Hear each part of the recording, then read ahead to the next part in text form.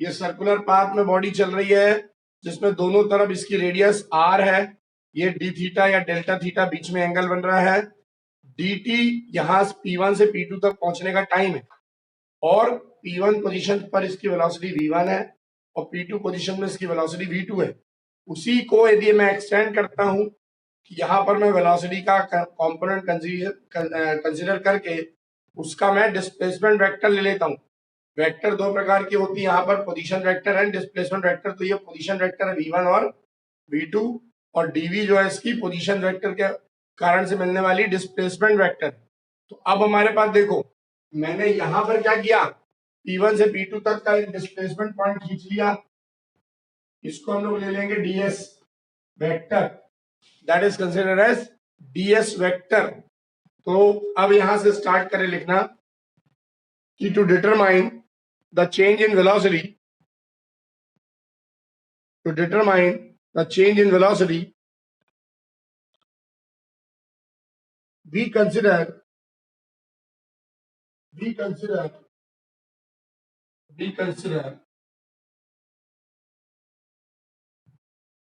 an external point, say A. This may be taken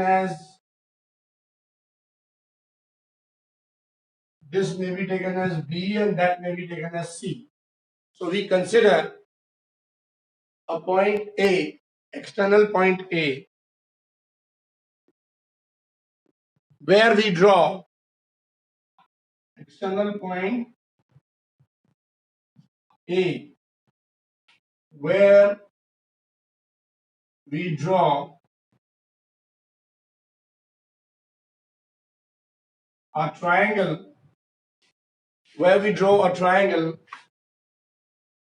ABC to represent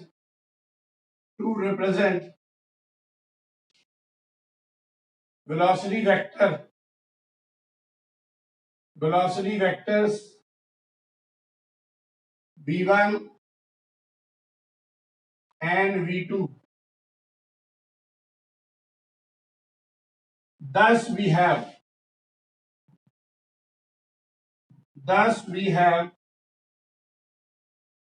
a relation from VPT मतलब पिछले साल तुमने एक पढ़ा होगा BPT, that was called basic proportionality theorem. तो रिलेशन कहां से मिलेगा BPT, कहां से किस पे मिलेगा BPT, तो देख लो यहां, इन triangles P1 P2 and triangle ABC, दोनों में हमको क्या मिलेगा, BPT हमको एस्टैब्लिश करना पड़ेगा। इसको जो हमने बनाया O, ये d थीटा है, P1 से P2 यहां पर हमने लिया वेक्टर, यहां पर हमने ले लिया ABC, एक रिप्रेजेंट कर रहा है हमारे पास v1, एक रिप्रेजेंट कर रहा है v2, और बीच वाला डिस्प्लेसमेंट है उसको डिस्प्लेसमेंट वेक्टर dv लेंगे। तो इतना जल्दी से 1 मिनट में लिखो और फिर अपन आगे बढ़ते हैं। तो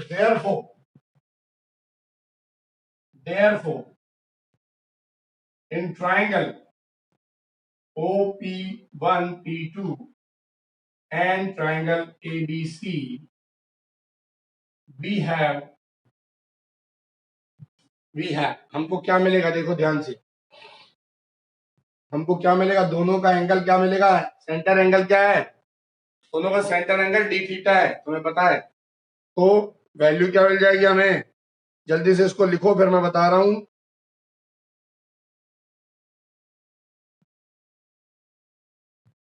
क्या हो जाएगा हमारे पास, देखो OP1 by OP2 equal to OP1 by OP2 equal to क्या, इक्वल टू कितना, ध्यान देना, AB और BC, देख लो अच्छे से, AB और AC, ये वाला AB एंड AC रिलेशन में देखो, ये जो साइड रिप्रेजेंट कर रहा है, ये जो साइड रिप्रेजेंट कर रहा है ये दोनों साइड से सिमिलर है, इसका और इसका जो रेशियो होगा इसके और इसके रेशियो के बराबर होगा, यानी कि वैल्यू कितनी हो जाएगी 1, क्योंकि दोनों की दोनों सेम है। मैग्नीट्यूड वाइज सेम हो जाएगी, डायरेक्शन वाइज नहीं। मैं तुम्हें पहले बता चुका हूं कि वेलोसिटी या कोई भी वेक्टर क्वांटिटी यदि सर्कुलर पाथ में है तो उसकी स्पीड सेम रहती है, लेकिन वेलोसिटी चेंज होती है सिर्फ और सिर्फ उसके डायरेक्शन के कारण से। Magnitude wise both will remain same. जल्दी लिखो इसे। और तब यदि ये सिमिलर है तो हमारे पास जो रिजल्ट मिलेगा उसको हम दूसरे ट्राइंगल पे देखेंगे। अगेन इसको जल्दी से लिख लो, फिर अपन लोग लिखते हैं अगेन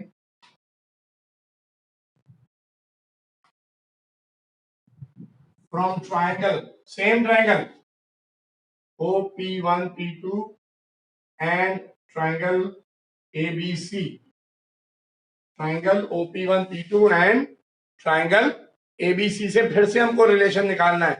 तो देखो रिलेशन, अब हम दूसरे साइड्स का रिलेशन निकालेंगे। तो दूसरे साइड का रिलेशन क्या होगा, देखो P1 P2, यदि तुम्हें पता है, ध्यान से सुनना जरा, ये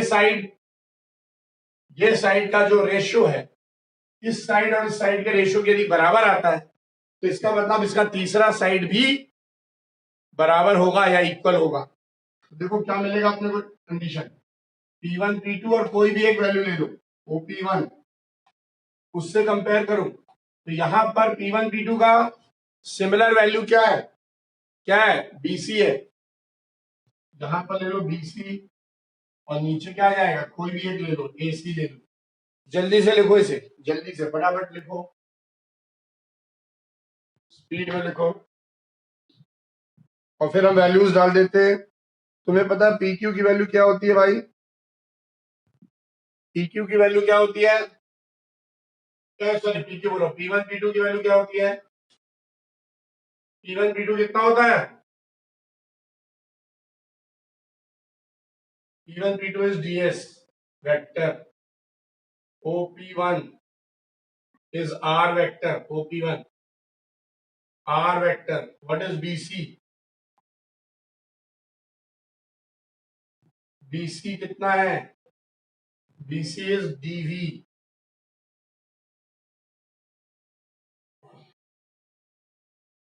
और AC क्या है, AC क्या है V1। तो तुमको एक चीज बता देता हूं, मैंने बोला ना V1 और V2 मैग्नीट्यूड वाइज सेम है और डायरेक्शन वाइज अलग है, डायरेक्शन से वैल्यू चेंज हो जाती है भले ही मैग्नीट्यूड सेम रहे। तो इन दोनों को यदि मैंने बराबर ले लिया तो इसको हम दोनों को मिलकर तीसरे वैल्यू के बराबर ले सकते हैं, लेट दैट बी V। यदि मैग्नीट्यूड दोनों का इक्वल ले रहे हैं हम तो हम लोग क्या करेंगे, इन दोनों की वैल्यू को हम तीसरी वैल्यू V के इक्वल ले लेते हैं। तो this can be considered as V vector again according to the magnitude. Put that value here in the equation. What do we get? Therefore we have P1 P2 ds vector को हमने modulus form में ले लिया,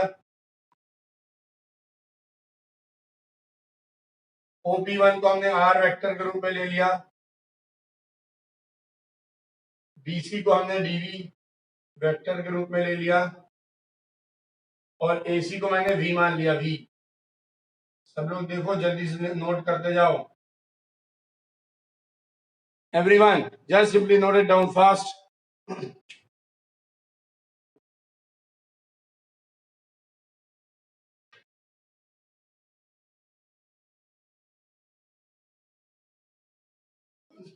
Once you reach to this end, we'll simply put the value here. We'll put the value and get the result. See, entire result is nothing but the concept of function of time. So since these are the function of time, since this phenomena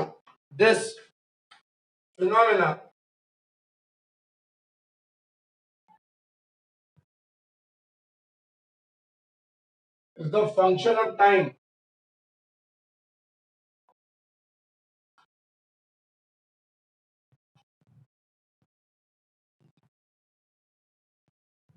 Thus, we get equation number 1, इसको equation number 1 ले लेते हैं आप, इसको equation number 2 ले लेते हैं आप। तो इक्वेशन नंबर 2 को दोनों तरफ t से डिवाइड कर दे क्योंकि टाइम का फंक्शन है। We get equation 2 divided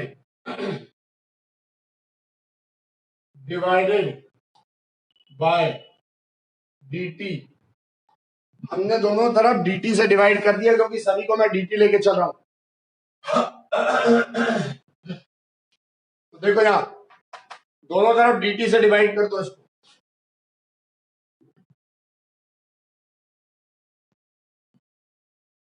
ds by r was already there, dv was already there, v was already there. Here we have to divide it by dt. Here also we have to divide it by dt. Both the side we have divided it by dt. ये equation number 2 को मैंने दोनों तरफ dt से divide कर दिया। ऐसे में क्या होगा देखो, तुम्हें पता है dv बाय dt क्या कहलाता है? dv बाय dt कहलाता है एक्सेलरेशन, और ds बाय dt क्या कहलाता है? That is called velocity. तो देखो ds by dt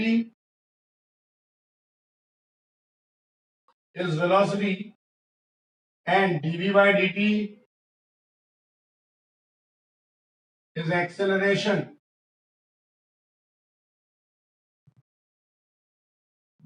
Is an acceleration. Everyone just simply write down.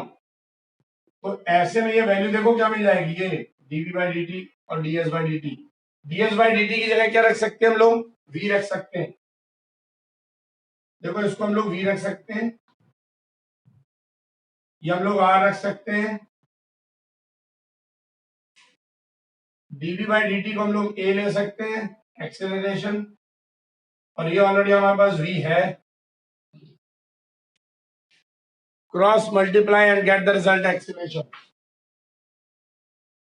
Therefore, we get result acceleration as AC. That is already called centripetal acceleration. Multiply this one and you will get v square by r.